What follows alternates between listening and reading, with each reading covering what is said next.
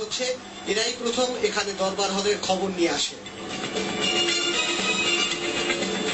বেলা 9:45টার দিকে অস্ত্রাগারের ভেতরের কয়েকটি কক্ষে তালা দিতে দেখা গেছে একজনকে। সিসিটিভির ক্যামেরার ছবি অনুযায়ী সকাল 10:23 10-15 জনের মতো বিডিআর জওয়ান অস্ত্রাগার দখল করতে আসে।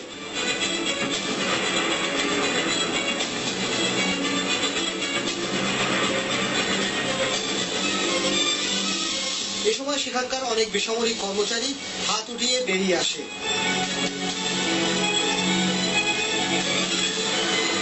পরে এক সেনা কর্মকর্তাকে সামনে পেয়ে প্রথমে একজন এবং পরে অনেকে মিলে তাকে মারধর করে।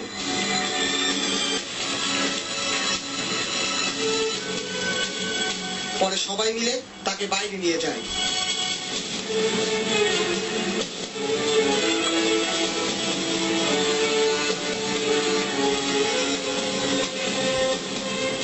একই সময়ে ভিতরে সেনা কর্মকর্তাদের খোঁজে কক্ষে কক্ষে তল্লাশি চালায় সশস্ত্র বিডিআর জওয়ানরা।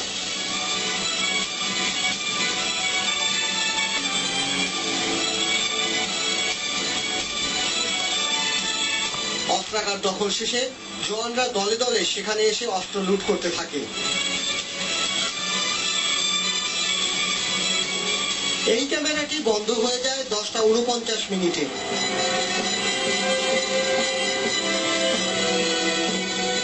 অস্ত্রাগারের অন্য অংশে বিডিআর জওয়ানরা ঊর্ধ্বতন কর্মকর্তাদের জিম্মি করে।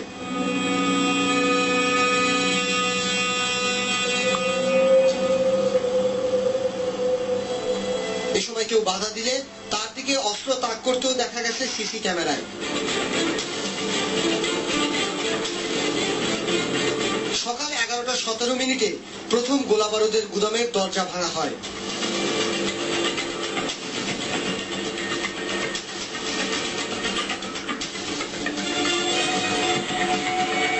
পরপর দুটি দরজা ভাঙে তারা।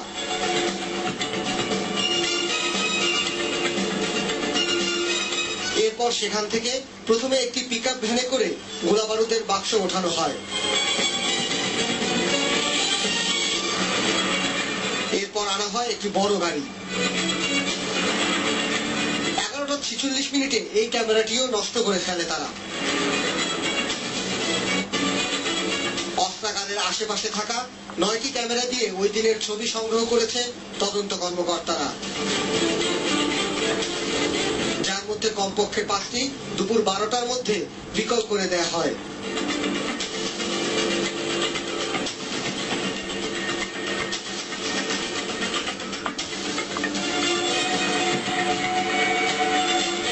Parvez Reza, one news, Dhaka.